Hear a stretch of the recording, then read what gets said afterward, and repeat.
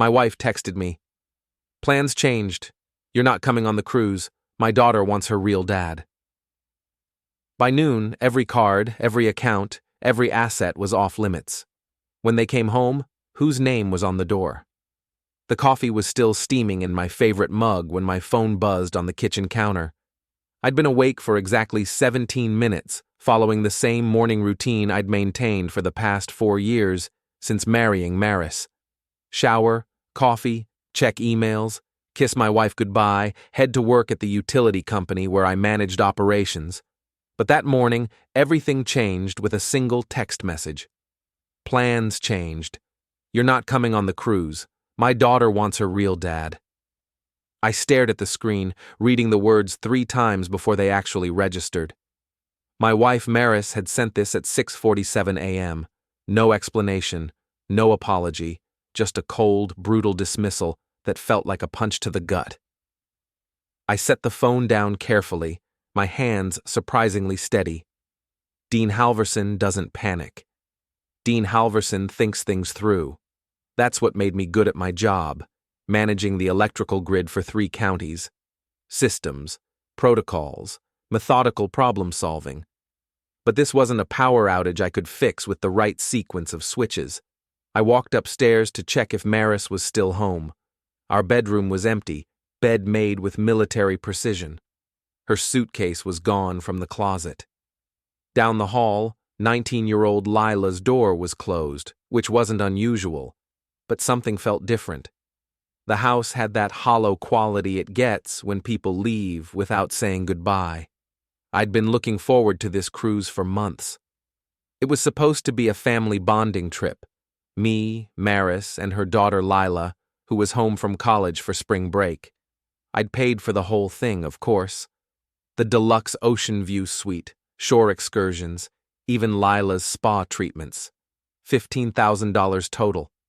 Money I apparently wasted on people who saw me as disposable. At work, I couldn't concentrate. My assistant Jennifer noticed immediately. You seem elsewhere today, Dean. Everything okay? Fine, I lied, staring at the computer screen displaying power grid diagnostics. Just tired. But I wasn't fine. I kept replaying the last few weeks, looking for signs I'd missed. Maris had been distant, spending more time on her phone, making mysterious trips to what she called storage unit organization. Laya had been even colder than usual, which for a teenager who'd never fully accepted me was saying something. During my lunch break, I drove to the marina where the cruise shuttle was supposed to pick us up. I parked across the street and watched as passengers loaded onto a white bus. There they were, Maris in her new sundress, Laya with her oversized sunglasses, and a man I recognized from old photos. Eli Brenner, Lila's biological father. He had his arm around Maris's waist like they were a couple. Laya was laughing at something he said, more animated than I'd seen her in months. They looked like a perfect little family, a family that didn't include me. I sat in my truck watching them board the bus, feeling like a stranger observing someone else's life, which I was beginning to realize might have been exactly what I was all along. When I got home that evening, I found a coffee mug in the kitchen trash. It was the one dad mug Laya had given me last Father's Day. The only gift she'd ever given me voluntarily. Now it was broken in 3 pieces at the bottom of the garbage can. I pulled out my phone and opened our family group chat. There were several messages I'd missed, all from while I was at work. Maris had written, "So excited for our family cruise. Finally, the 3 of us together again." Laya had responded with heart emojis and, "Dad, this is going to be amazing." Dad. She was calling Eli Dad now. I scrolled up through the chat history, looking for clues. Most of the recent messages were between Maris and Laya, with me tagged occasionally for logistics or payment confirmations. I realized I'd become the family ATM, necessary for funding their lifestyle, but not actually part of their emotional world. My phone buzzed with a new message in the group chat, but when I opened it, the message had been deleted. Someone had sent something and then thought better of it. I checked my banking app, something I should have done hours ago. The cruise payment had gone through, obviously, but there were other charges I didn't recognize. A payment to something called Elite Storage Solutions, several charges at high-end boutiques, a payment to Brenner Consulting, which had to be Eli's business. My wife had been spending my money on her ex-husband. I walked to my home office and unlocked the filing cabinet where I kept important documents. In the back, behind insurance papers and tax returns, was a folder labeled Prenup. Maris had insisted we didn't need one when we got married. "We trust each other completely," she'd said. But my lawyer friend Samir had insisted, and I'd quietly had one drawn up anyway. Maris had signed it without reading it carefully, dismissing it as just a formality. I opened the folder and reviewed the terms I'd almost forgotten about. The house was in my name only, purchased before our marriage. Joint accounts required both signatures for major transactions. And there was a clause about infidelity and abandonment that heavily favored the party who hadn't violated the marriage contract. Maris thought she was pushing me out of her life. What she didn't realize was that she'd just given me all the legal justification I needed to push back. I made myself dinner and ate in silence, planning my next moves with the same methodical approach I used to manage power grids. Every system has vulnerabilities, every network has points of failure, and every person who underestimates Dean Halvorsen learns the same lesson eventually. I just had to be patient and precise. The next morning, I called in sick to work for the first time in 3 years. I had research to do, and I needed to move carefully while Maris and Laya were safely on their cruise with Eli. My first stop was the bank. Jules Morrison had been my branch manager for over a decade, and he knew me well enough to understand when something was wrong. "Dean, good to see you, though you look like hell if you don't mind me saying.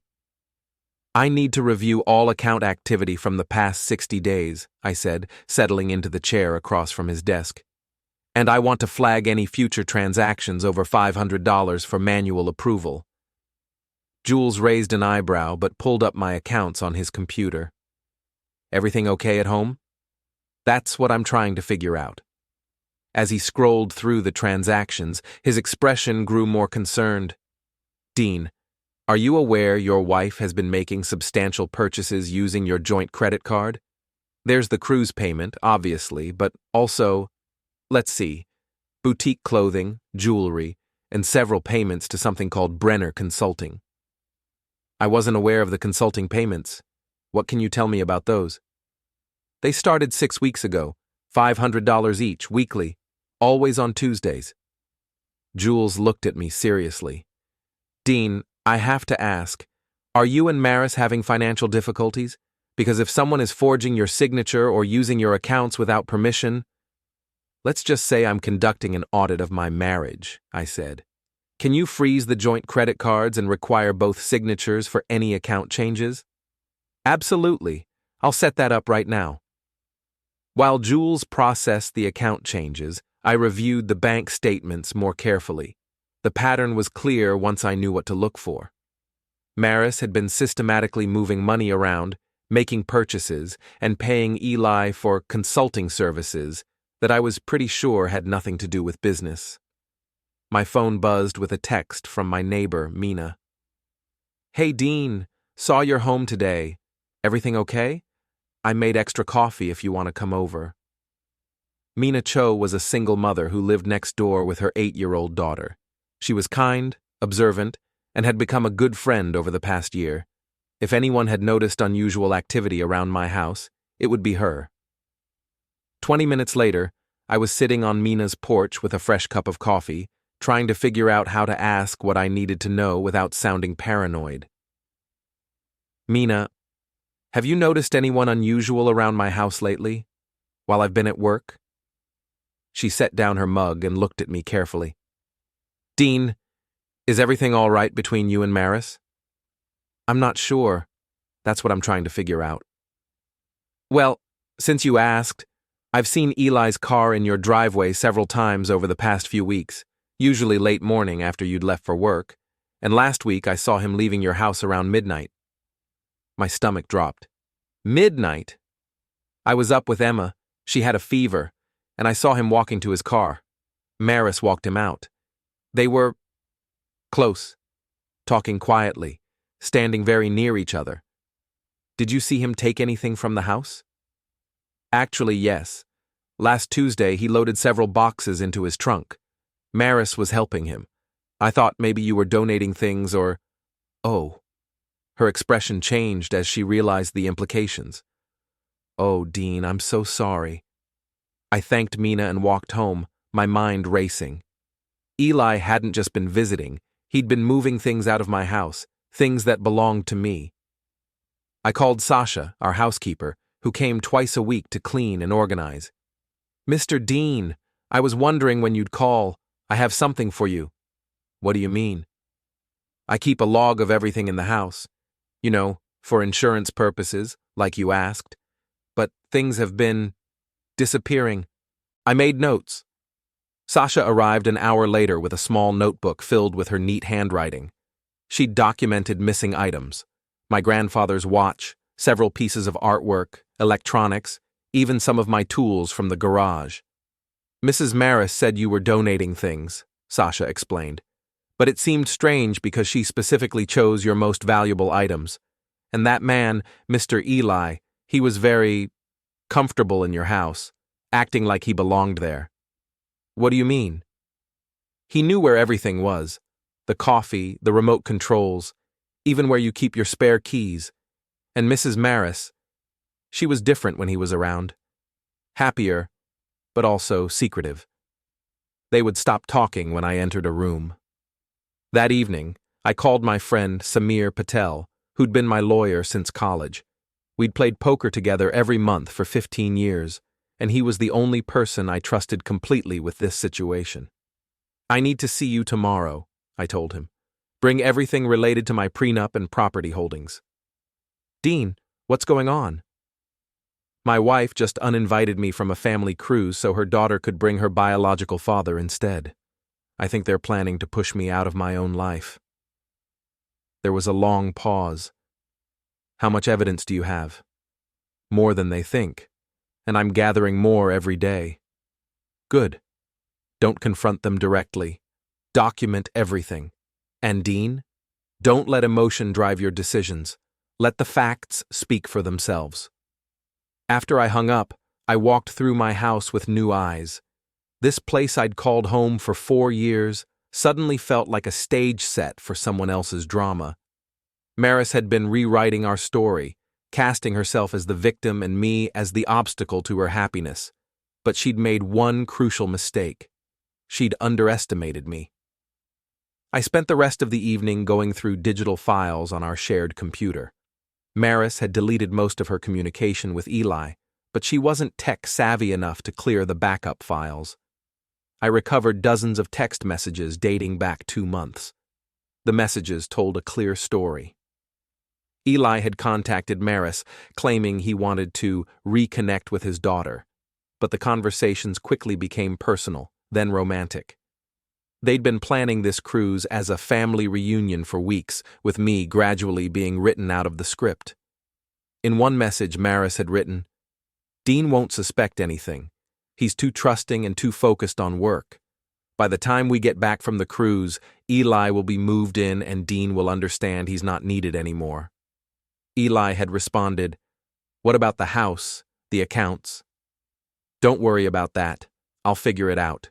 Dean will do the right thing once he realizes Lila needs her real father." I printed out every message and added them to a growing file of evidence.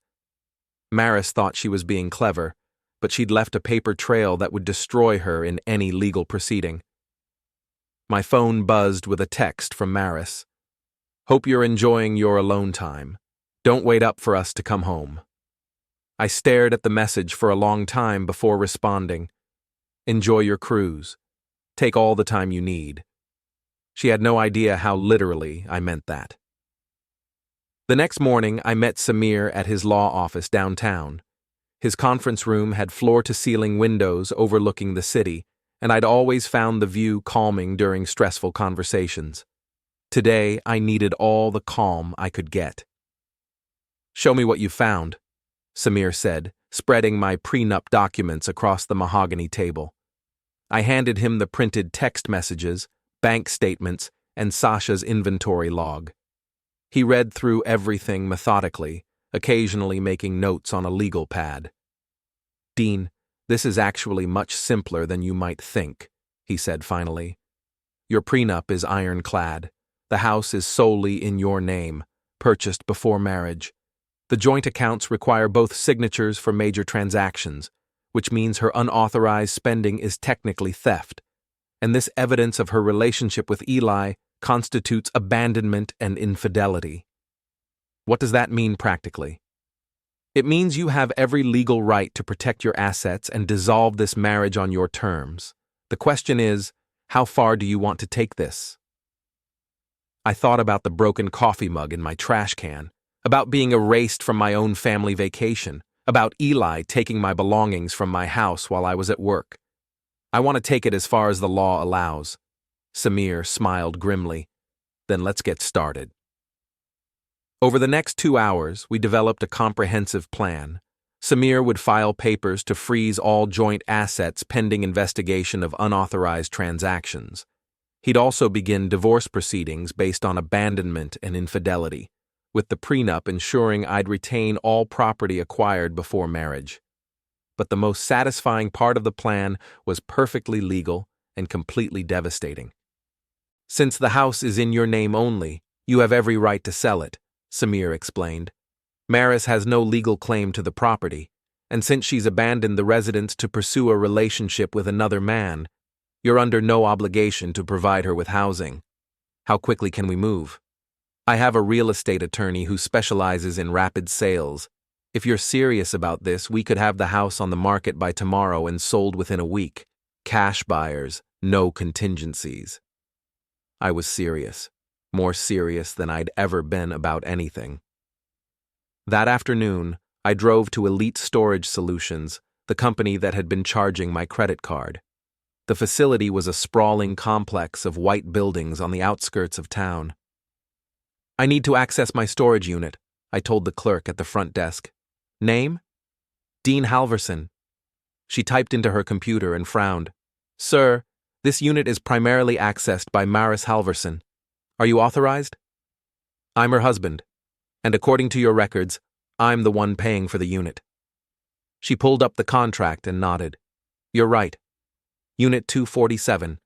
But I should mention, Mrs. Halvorsen has been here almost daily for the past 3 weeks. She said you were moving out of state." Another lie. Maris had been telling people I was leaving, setting up a narrative where my absence would seem voluntary. Unit 247 was packed with items from my house, not just the things Sasha had noted, but furniture, artwork, electronics, even my tools and sporting equipment.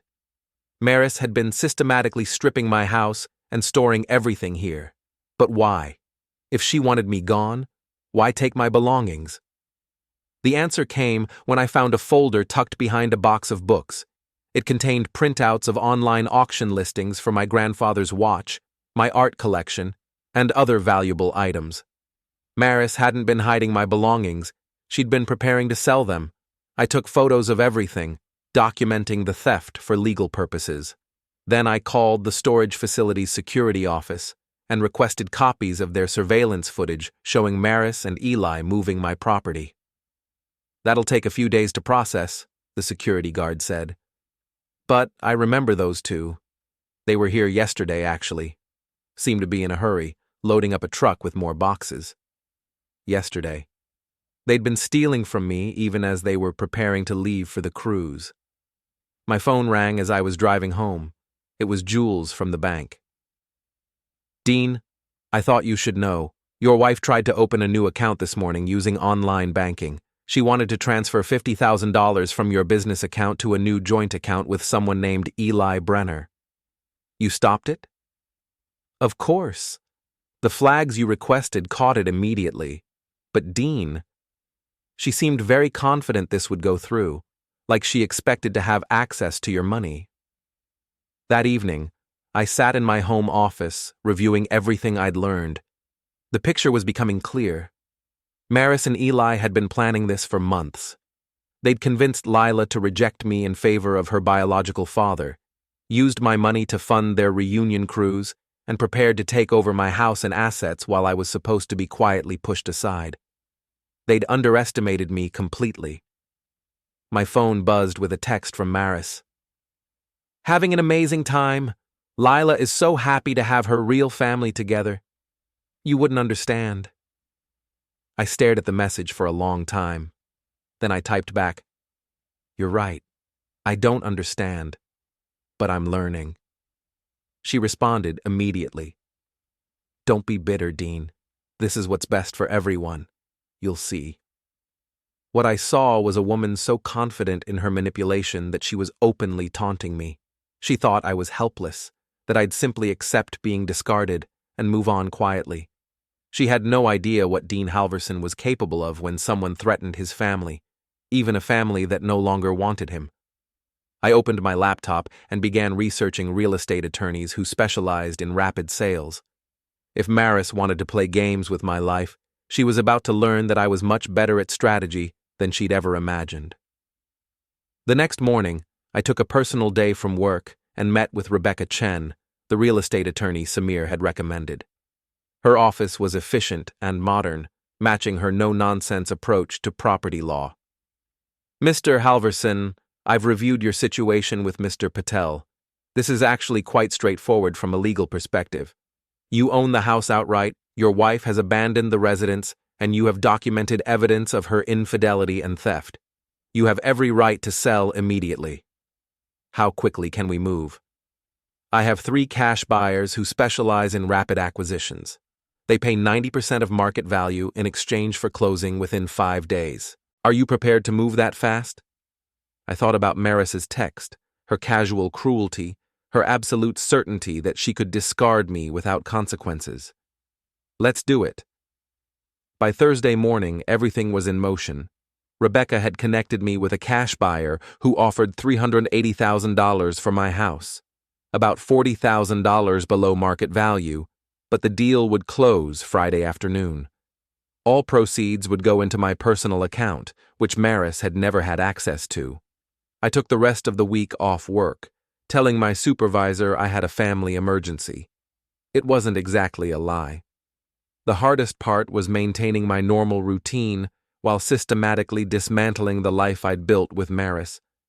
I packed my personal belongings, arranged for storage of items I wanted to keep, and prepared to donate everything else to charity.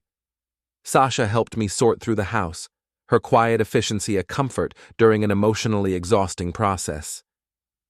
"Mr. Dean, are you sure about this?" she asked as we packed books into boxes. "This seems very final." "It is final, Sasha, but it's not my choice. I'm just responding to choices other people have already made." She nodded sadly. "Mrs. Maris, she never appreciated what she had. You're a good man. You deserve better." That afternoon, I received a call from Mr. Klein, the HOA president. Gerald Klein was a retired accountant who ran our neighborhood association with military precision. He was fair but stern, and didn't tolerate drama or rule violations. "Dean, I need to discuss some complaints that have been filed in your name. Can you come to the office this afternoon?" At the HOA office, Mr. Klein showed me a stack of complaint forms, all bearing my forged signature. Maris had filed grievances against 3 neighbors, including Mina, claiming violations of noise ordinances, landscaping requirements, and pet policies. These complaints seem out of character for you, Dean. You've never been involved in neighborhood disputes before. I examined the signatures carefully. Maris had done a decent job copying my handwriting, but there were subtle differences that would be obvious to a handwriting expert. "Mr. Klein, I didn't file these complaints. Someone forged my signature." His expression darkened. "That's a serious accusation. Do you have any idea who might have done this?" "I have a very good idea, and I can prove it." I showed him samples of my actual signature alongside the forged complaints. The differences were clear once you knew what to look for. "I'll need to investigate this thoroughly," Mr. Klein said. "Fraudulent complaints are a violation of our community guidelines. If someone is forging residents' signatures, I'll provide you with whatever evidence you need. But Mr. Klein, I should mention that I'm selling my house. The new owners will take possession next week." He looked surprised. "That's very sudden. Is everything all right?" "Let's just say there have been some significant changes in my personal situation." That evening I had dinner with Samir and his wife at their home. It felt good to be around people who genuinely cared about my well-being, even though I couldn't share all the details of what was happening. "You seem different, Dean," Priya observed. "Calmer somehow, more focused." "I'm making some major life changes," I said. "It's scary, but also liberating." After dinner, Samir and I talked privately in his study. "The divorce papers are ready to file," he said. "All asset transfers are documented and legal. The house sale closes tomorrow afternoon. Are you having any second thoughts?" I considered the question seriously. Was I being too harsh? Should I try to work things out with Maris, find some way to rebuild our marriage? Then I remembered her text. "You wouldn't understand." The casual dismissal of 4 years of marriage, of everything I'd invested in trying to build a family with her and Lila. "No second thoughts," I said. "She made her choice. Now she gets to live with the consequences." Friday morning I walked through my house one final time before the closing. The moving truck had taken my belongings to storage the night before. What remained was furniture and household items that belonged to Maris, plus anything I was donating to charity. The house felt hollow, like a stage set after the play had ended. 4 years of my life, reduced to empty rooms and packed boxes. My phone buzzed with a message in the family group chat. Maris had posted photos from the cruise, her and Eli dancing, Lila laughing at dinner. The 3 of them posed against a sunset backdrop. They looked happy, like a real family. The caption read, "Perfect vacation with the people who matter most. Some things are worth waiting for." The message was clearly intended to hurt me, to make me feel excluded and replaceable. A week ago, it might have worked. But now, looking at those photos, all I felt was relief. They were welcome to each other. At 3 p.m. I sat in Rebecca's office, signing the final paperwork for the house sale. The buyers were a young couple with 2 small children, and they were thrilled to get such a beautiful home at below market price. "The previous owners must have really needed to sell quickly," the wife commented as she signed her portion of the documents. "Something like that," I said. By 4 p.m., it was done. The house I'd shared with Maris now belonged to someone else. The sale proceeds, $380,000, were deposited into my personal account, along with the recovered funds from our joint accounts that Samir had frozen. I was no longer a homeowner, but I was financially secure and legally free to start over. That evening, I checked into an extended-stay hotel near my office. The room was small but comfortable, and for the first time in weeks, I felt truly relaxed. No more walking through rooms filled with reminders of my failed marriage. No more wondering what Maris was planning behind my back. Just peace, quiet, and the satisfaction of knowing that I'd outmaneuvered people who thought I was weak. My phone rang around 8 p.m. It was Mina. "Dean, I just drove by your house and saw new people moving in. What's going on?" "I sold it, Mina. I'm starting fresh." "Because of Maris and that man?" "Because I finally realized I deserve better than being treated like an ATM with legs." There was a long pause. "Good for you, Dean. I'm proud of you for standing up for yourself. And Dean, when Maris comes back and finds out what happened, well, let's just say I'll be happy to tell anyone who asks exactly what I witnessed." After we hung up, I ordered room service and settled in to watch a movie. For the first time in months, I wasn't worried about what Maris was doing, where she was spending my money, or whether she was lying to me. Tomorrow she'd return from her cruise expecting to find me waiting patiently for whatever scraps of affection she was willing to offer. Instead, she was going to discover that Dean Halvorsen had finally learned to value himself as much as he'd valued her. And that lesson was going to cost her everything. Saturday morning brought the first sign that my plan was working. At 9:47 a.m., I received a frantic text from Maris. "Dean, my credit card was declined at the hotel. There must be some mistake. Can you call the bank?" I was sitting in a cafe near my hotel, enjoying coffee and reading the newspaper like I had all the time in the world, which, for the first time in years, I actually did. I texted back, "That's strange. Maybe you should call them directly." Her response came immediately. "I tried. They said the account is frozen pending investigation." "What investigation? What did you do?" "I didn't do anything. Banks investigate unusual spending patterns automatically. It's probably routine." What I didn't tell her was that Samir had provided the bank with evidence of unauthorized transactions, triggering a fraud investigation that would keep those accounts locked until the legal proceedings were complete. Over the next few hours, the texts became increasingly desperate.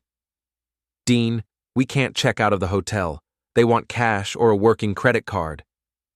Eli's card is maxed out and Lila only has her student account.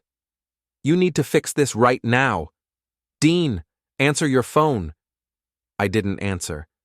I was too busy meeting with a financial advisor about investing the proceeds from the house sale. Maris could figure out her own problems for once.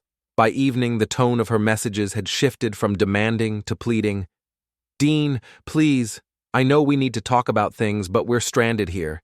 Can you at least unfreeze the card so we can get home?" "I'll explain everything when I see you. Just please help us." "Dean?" I finally responded around 8 p.m. "I'm sure you'll figure something out. You're very resourceful." Sunday morning brought a call from Sasha. She sounded upset. "Mr. Dean, I'm at your house to do the weekly cleaning, but there are strangers here. They say they live here now, and Mrs. Maris and that man Eli are outside arguing with them." "It's okay, Sasha. I sold the house. The new owners are the Peterson family. They're good people. As for Mrs. Maris, she doesn't live there anymore." "But sir, she's very angry. She's demanding they let her in, saying you had no right to sell her house." "Sasha, call the police if she won't leave the property. She's trespassing." "Should I come work for you at your new house?" I smiled. "I don't have a new house yet, Sasha. But when I do, you'll be the first person I call." An hour later, my phone exploded with messages. "What did you do to my house? These people say they bought it from you. You can't sell my house. I'm calling my lawyer. Dean, answer your phone right now." I was at the gym, working out for the first time in months. It felt good to focus on physical activity instead of constantly worrying about my marriage. I didn't check the messages until I was done with my workout. Then I called Samir. "She's back," I said. I figured. My office has received 3 calls from lawyers claiming to represent Maris Halvorsen. None of them called back after I explained the legal situation. What happens now? Now we wait. She'll either accept reality and try to negotiate a settlement, or she'll make this public and embarrass herself. Either way, you're protected. That afternoon, I drove by my old house, now the Peterson house, and saw Maris's car parked across the street. She was sitting behind the wheel, staring at the home she'd thought would always be available to her. I parked behind her and walked to her car. She rolled down the window, her face red with anger and tears. "How could you do this to me?" she demanded. "To us? This is Lila's home. Maris, you texted me that I wasn't part of your family anymore, that Lila wanted her real dad instead of me. I took you at your word. I didn't mean... I just thought we could work things out when we got back." "Work what out? You've been having an affair with Eli for months. You've been stealing from me, forging my signature, and systematically removing my belongings from my house. What exactly did you think we were going to work out?" Her face went white. "How do you... I know about the storage unit, Maris. I know about the payments to Eli's consulting business. I know about your plans to move him into my house while I was supposed to just disappear quietly. She started crying harder. Dean, please. I made mistakes, but we can fix this. I love you. No, you don't. You love my bank account and my stability. But you're not in love with me, and you haven't been for a long time. Maybe you never were. That's not true. Then why did you choose Eli over me for the cruise? Why didn't you talk to me about whatever problems you were having in our marriage? Why did you decide I was disposable instead of trying to fix things? She had no answer for that. Where are we supposed to live? She asked finally. I don't know, Maris. That's not my problem anymore. What about Lila's college tuition? Her car payments? Her credit cards? What about them? You've been paying for everything. She's counting on you. She made it very clear that I'm not her real father. Real fathers pay for their daughter's expenses. I'm sure Eli will be happy to take over. I could see the reality of the situation finally sinking in. Without my financial support, their carefully planned new life was going to be much more complicated than they'd anticipated. Dean, please, I'm begging you, don't destroy our family over this. I didn't destroy our family, Maris. You did. I'm just refusing to keep paying for the privilege of being treated like garbage. I walked back to my car, leaving her crying in the street outside a house that would never be hers again. That evening, I had dinner with Mina and her daughter Emma. It was nice to be around a real family, people who cared about each other without calculation or manipulation. The new neighbors seem lovely, Mina said as we cleaned up after dinner. Much quieter than things were getting lately. I'm glad. They deserve a peaceful home. Dean, can I ask you something? Do you regret it? Any of it? I thought about the question seriously. Did I regret falling in love with Maris? Did I regret trying to be a father to Lila?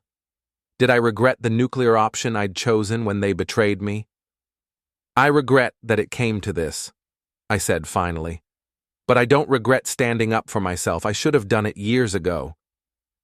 My phone buzzed with a text from an unknown number. This is Lila. We need to talk. I showed the message to Mina. What do you think? I think that girl is about to learn some very expensive lessons about loyalty and consequences. I texted back. I'm willing to listen. Can you meet me at the Starbucks on Main Street tomorrow at 2 p.m.? I'll be there. Whatever Lila wanted to say, I owed it to the 4 years I'd spent trying to be her stepfather to hear her out. But I wasn't going to be manipulated again, no matter how much she cried or how many promises she made. The old Dean might have been a pushover. The new Dean was done being anyone's doormat, even if it meant losing the only daughter I'd ever had. Monday at 2 p.m., I sat in Starbucks waiting for Lila. She arrived 10 minutes late, looking younger and more vulnerable than I'd seen her in years. Her usual confident demeanor was gone, replaced by uncertainty and what looked like genuine distress. Thank you for meeting me, she said, sliding into the chair across from mine. Of course, you said we needed to talk. She stared at her hands for a long moment before looking up. Dean, I messed up. Really badly. How so? I believed my mom when she said you didn't really want to be my dad. That you were just with her for, I don't know, convenience or something. She said you'd be happier without us. I waited for her to continue. But that wasn't true, was it? You actually cared about me. Lila, I've cared about you since the day I met you. I know I'm not your biological father, but I've tried my best to be a good stepfather, to support you, to be there when you needed me. Tears started flowing down her cheeks. I know. And I threw it all away for someone who... She shook her head. Eli isn't who I thought he was. He's not who Mom said he was. What happened on the cruise? Everything fell apart. First, the credit card stopped working, and Eli got angry. Really angry. He started yelling at Mom, blaming her for not having access to your money. He said she'd promised him that you'd keep paying for everything even after they got together. My stomach tightened. After they got together? They've been planning this for months, Dean. The whole thing. Getting me to reject you, taking the cruise together, moving Eli into our house. Mom told him you were weak and that you'd just accept it because you were too scared of being alone. The casual cruelty of it took my breath away. They'd orchestrated my humiliation as a family project. But when the money got cut off, Eli showed his true colors. He called Mom pathetic for losing control of you. He said I was a spoiled brat who wasn't worth the trouble. And when we couldn't pay for the hotel, Lila's voice broke. He just left us there, took a taxi to the airport and flew home alone. How did you get home? Mom had to call her sister in Phoenix. Aunt Kelly wired us money for plane tickets, but she's furious. She never liked Mom's schemes, and now she's saying Mom deserves whatever happens. We sat in silence for a few minutes while Lila composed herself. Dean, I know I don't deserve to ask this, but is there any way... Can you forgive me? Can we fix this somehow? I looked at this young woman I'd tried so hard to love, who'd rejected me so completely, who was now asking for forgiveness because her other options had disappeared. Lila, I do forgive you. You're 19 years old, and you trusted your mother to guide you. That's not your fault. Hope flickered in her eyes. But, I continued, forgiveness doesn't mean going back to the way things were. Your mother made choices that destroyed our family. You made choices too. Those choices have consequences. What kind of consequences? I'm not your stepfather anymore, Lila. I'm not married to your mother. I'm not responsible for your college tuition, your car, your credit cards, or any other expenses. That's not cruelty. That's reality. But I don't have anyone else. Eli's gone, Mom has no money, and I can't afford college on my own. You have your mother. You have your biological father, even if he's unreliable. You have your Aunt Kelly. You have student loans, part-time jobs, scholarships. You have options. They're just not as comfortable as having a stepfather who pays for everything while you treat him like garbage. She cried harder. I never treated you like garbage. Lila, you haven't voluntarily spoken to me in 6 months. You've made it clear that I'm an inconvenience in your life. You chose your real dad over me for the most important family event we'd planned all year. How is that not treating me like garbage? She had no answer. I'm sorry, she whispered. I'm so sorry. I know you are. And maybe someday we can have some kind of relationship again. But it won't be the same, and it won't include me financing your life. I stood up to leave. Dean, wait. There's something else you need to know. I sat back down. Mom's planning to fight the divorce. She's telling people you had a breakdown, that you're not thinking clearly. She's going to claim you're mentally unstable and that the house sale was invalid. Let her try. I have excellent legal representation and documented evidence of everything that actually happened. She's been calling your work, telling them you're having personal problems and might not be reliable anymore. That got my attention. She's trying to get me fired. She thinks if you lose your job, you'll have to come back to her. She doesn't understand that you actually don't want her anymore. I pulled out my phone and called my supervisor. Jim, this is Dean Halvorsen. I need to report that my estranged wife may be contacting the company with false information about my mental health or job performance. Actually, Dean, she already called, this morning. But don't worry. I know you well enough to recognize crazy when I hear it. I told her that your personal life was none of the company's business, and that your work performance has been exemplary for 15 years. Thank you, Jim. I appreciate that. Dean, are you okay? This sounds like a messy situation. It is messy, but I'm handling it. I'll be back to work tomorrow. After I hung up, Lila looked at me with something like admiration. You really have thought of everything, haven't you? I've tried to protect myself legally and professionally, yes. Your mother underestimated me, and she's about to learn that was a mistake. What happens now? Now your mother and I get divorced, divide our assets according to our prenup, and move on with our separate lives. You figure out how to pay for college and support yourself like millions of other young adults do. And hopefully, everyone learns something from this experience. What did you learn? I learned that I'm stronger than I thought I was, and that I'd rather be alone than be with people who don't value me. I left Lila sitting in Starbucks, crying into her coffee. I felt bad for her, but I couldn't save her from the consequences of her choices any more than I could save Maris from hers. That evening, Samir called with an update.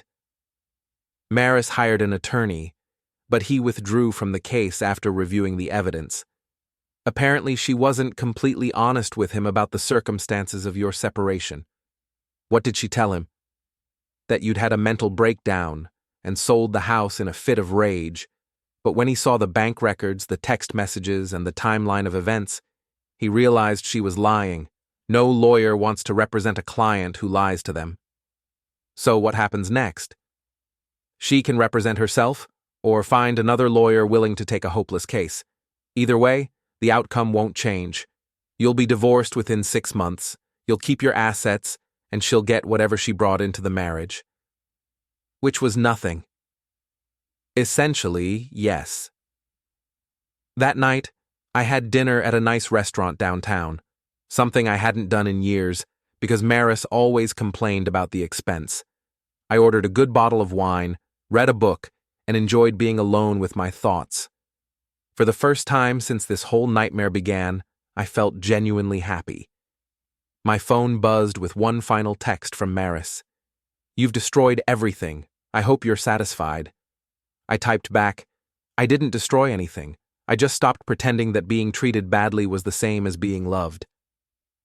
Then I blocked her number. 6 months later, I was living in a beautiful downtown condo, had been promoted to regional manager at work, and was dating a wonderful woman named Sarah, who actually seemed to enjoy my company. Mina texted me occasionally with updates from the old neighborhood.